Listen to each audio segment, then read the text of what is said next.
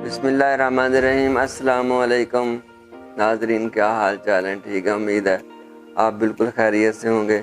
मकान कहानी के पार्ट 2 में आपकी खिदमत में हाजिर है और पार्ट 1 की मैं जो हेडिंग्स हैं वो रिपीट कर देता हूँ ताकि पिछली चीज़ें भी साथ चलती रहें। वहाँ पे हमने 18 चीज़ें डिस्कस की थी, 18 पॉइंट। नंबर 1 प्लॉट का साइज़ था, नंबर 2 नक्शा था, नंबर 3 ठेकेदार से जो कॉन्ट्रैक्ट करना है उसकी टर्म्स बताई थी, लेआउट कैसे करना है, खुदाई को पूरा करना है, नंबर 6 पानी डालना है उसके अंदर, नंबर 7 टर्माइट प्रूफिंग करना है और उसके बाद 2 इंच रेत पूरी बुनियादों में डालनी है, नंबर 9 रोड़ी डालनी है या बज्जर मिक्स करके मशीन के साथ डालना है और नंबर 10 नक्शे के मुताबिक चुनाई का बताया था और उसके बाद नंबर 11 पे हर रद्दे के बाद खपरा करना है और उसके बाद फिर दूसरा रद्दा लगाना है और ईंटों को बिल्कुल फुल तर रखना है, तराई ईंटों की पूरी रखनी है। और नंबर 12 पे था कि रोड से 1 फुट पे जाके एक साइड पे डीपीसी डालनी है जिधर गली या गराज होगा। और नंबर 13 गस्सू फिलिंग थी, उसकी कंपैक्शन थी, हर 1 फुट के बाद कंपैक्ट करना था और गिराज से फिर 1 फुट और ऊपर चुनाई करके उसके ऊपर सारी के ऊपर फिर डीपीसी डालनी थी। नंबर 15 था और दोनों डीपीसी के दरमियान वर्टिकल डीपीसी करनी थी, ये नंबर 16। और लुक या कोई केमिकल लगाना था डीपीसी के ऊपर और उसके ऊपर वो एक बोरी टाइप होती है चीज़ वो बिछानी थी और उसके ऊपर फिर लुक लगानी थी। ये 18 पॉइंट थे। आज पार्ट नंबर 2 में हमारे पास जो पॉइंट बने हैं वो बने हैं जी 12 पॉइंट है। मकान कहानी पार्ट नंबर 2, डीपीसी से छत का सफ़र आज हमने तय करना है। उसमें सबसे पहले जब आपने ऊपर चुनाई शुरू करनी है तो नंबर 1 पे जो ईंट अब लेके आनी है आपने वो एक साइज़ की रखनी है, यानी थ्रू आउट आप जो सारी बिल्डिंग बनेगी उसकी जो ईंट होगी वो कोशिश करें कि एक ही सेलमैन से या एक ही भट्टे से ख़रीदें और उसका साइज़ एक रहना चाहिए। अगर नीचे साइज़ बड़ा आ जाता है, ऊपर जाके कुछ 7 फुट के बाद फिर साइज़ छोटे की आ जाती है या उससे बड़े साइज़ की आ जाती है तो फिर प्लस्तर करते वक्त आपको प्रॉब्लम होगी। ईंट का साइज़ आपने श्योर कर लेना कि एक होना चाहिए। इसके बाद अब बहुत ही ज़रूरी चीज़ जो है इसमें है कि ईंट की तराई आपने फुल रखनी है, ईंट को 4 दफ़ा तर करना है और उसके बाद फिर फुल तराई के अंदर चुनाई करनी है। ये बहुत अहम पॉइंट है। और उसके बाद आ जाता है कि चुनाई जब करवानी है तो कारीगर बेहतरीन होने चाहिए। समटाइम ठेकेदारों के पास हेल्पर होते हैं, उनको भी लगा के वो चुनाई कर देते हैं तो थोड़ा मुश्किल हो जाता है। चुनाई के कारीगर बेहतरीन होने चाहिए। अब आगे आप जब चुनाई शुरू करनी है तो विंडो के सिल लेवल जिसमें कमरे की विंडोज़ होंगी, वाशरूम की विंडोज़ होंगी और किचन की विंडो होंगी, जो जनरली होता है वो मैं आपको बता देता हूँ। बाकी जो आपने फॉलो करना है वो आप अपने आर्किटेक्ट, जो आपका आर्किटेक्ट है उसने जैसे नक्शा बना के दिया हुआ है वो आपने करना है। लेकिन जनरली क्या होता है, कमरे में मोस्टली 6 इंच सिल लेवल होता है, 6 इंच 2 रद्दे लगा के ऊपर से छोड़ देते हैं और विड्थ जो भी आपके आर्किटेक्ट ने दी होगी। इसी तरह कोशिश करें जो आपका किचन है उसका सिल लेवल 3 फुट होगा, लेकिन उसको सेंटर में बना देते हैं। जैसे एक 12 फुट की दीवार है तो सेंटर में 4 फुट का किया और फिर ऊपर 7 या 8 फुट तक ले गए। ऐसे नहीं करना आपने। अगर 12 फुट का आपका किचन है तो 12 फुट ही लंबी आपने विंडो छोड़नी है और 5 फुट पे उसका जाके बीम डाल देना है। 5 फुट के ऊपर फिर पूरी उसकी किचन कैबिनेट बन जाएगी और किचन खूबसूरत भी लगेगा और आपको स्पेस भी ज़्यादा मिल जाएगी। दोनों जगहों पे आपकी विंडो भी बड़ी हो जाएगी और आपका ऊपर जो कैबिनेट है वो भी बड़ी बन जाएगी। और आगे जी किचन बाथरूम के अंदर आपने जो सिल लेवल रखना है वो 5 फुट से आपने शुरू करना है और इसको जो क्लोज़ करना है सारी विंडोज़ को वो डोर लेवल पे करना है। डोर लेवल आपका 7 फुट भी हो सकता है, डोर लेवल आपका 8 भी हो सकता है, 7.5 भी हो सकता है आपने डोर लेवल के ऊपर इनको बंद कर देना। अच्छा, आगे आ गया जी दरवाज़ों के साइज़ क्या होते हैं, वो भी आर्किटेक्ट के मुताबिक आपने लगाने हैं, लेकिन जो जनरल साइज़ होते हैं वो मैं आपको बता देता हूँ। मेन जो डोर होता है वो डबल डोर होता है, वो 5 फुट 5.5 फुट से 6 फुट का हो सकता है।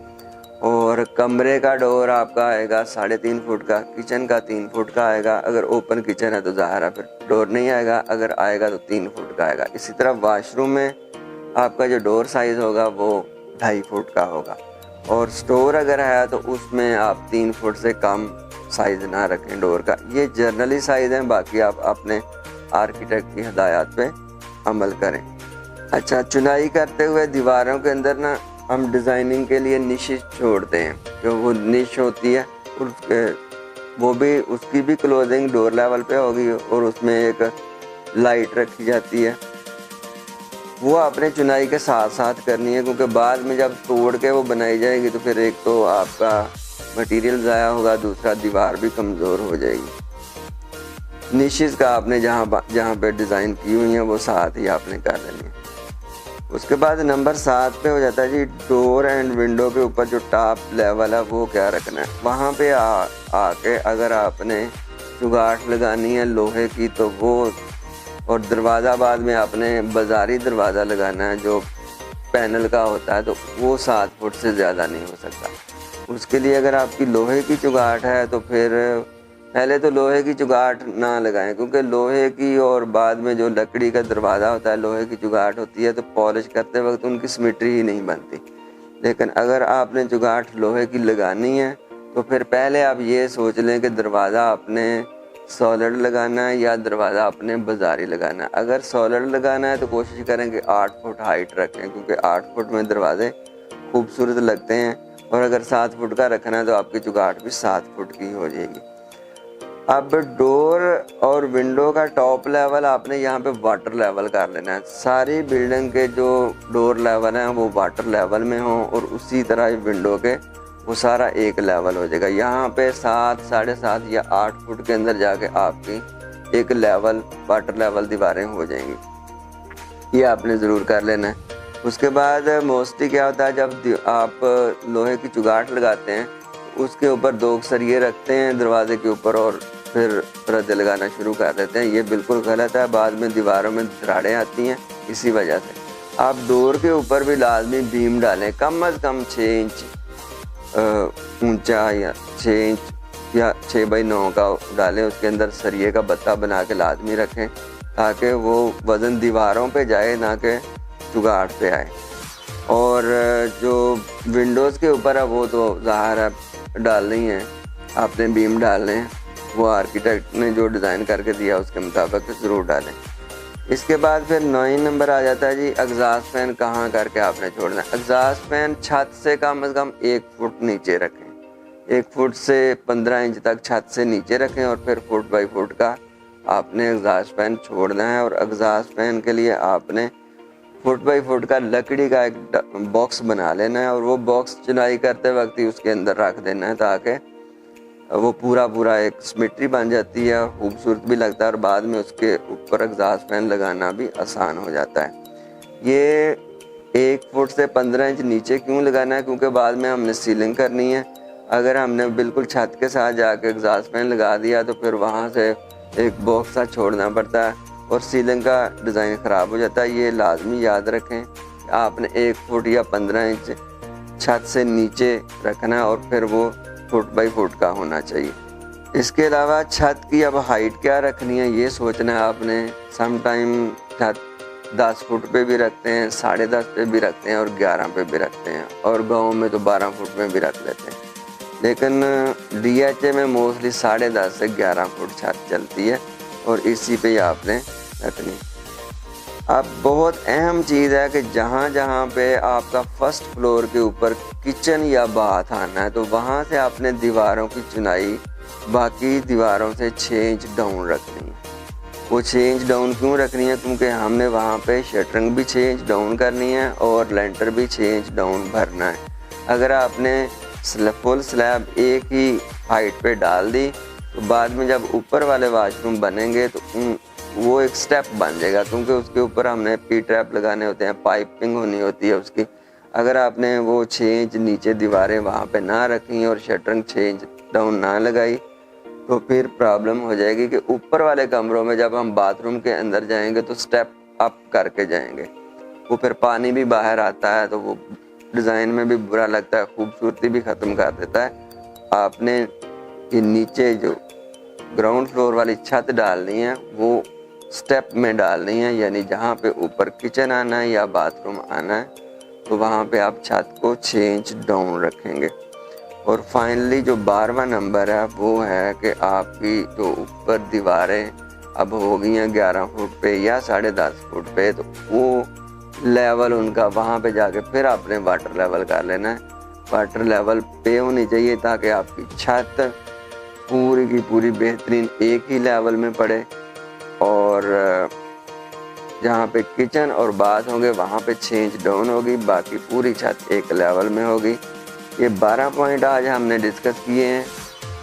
अब मकान कहानी पार्ट 3 में कल आपसे फिर मुलाकात होगी, उसमें हम आपको बताएंगे कि जब छत डालनी है, लेंटर डालना है, स्लैब डालना है, तो उसमें हमने कौन कौन से पॉइंट्स को मद्देनज़र रखना है। ये पॉइंट्स अगर आप राइट डाउन कर लें और ड्यूरिंग कंस्ट्रक्शन अपने ठेकेदार से ये वक्त से पहले डिस्कस करते रहें तो ठेकेदार साहब समझेंगे कि इस बंदे को, इस मालिक को कंस्ट्रक्शन की हो नो इच्ची बिच्ची हर चीज़ का पता है, तो वो कभी भी गलती करेगा नहीं। अगर करेगा तो आप उसे पकड़ लेंगे और फिर उसको दुरुस्त करनी पड़ेगी, लिहाजा वो बड़ा बीवेयर होकर आपका काम करेगा।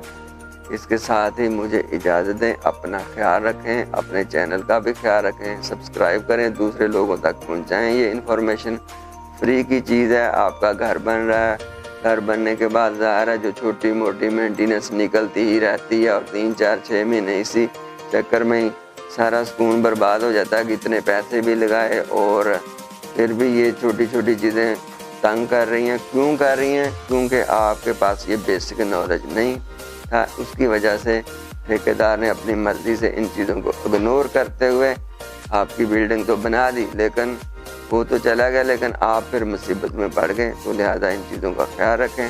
इंशाल्लाह फिर मुलाकात होती है। अल्लाह हाफ़िज़।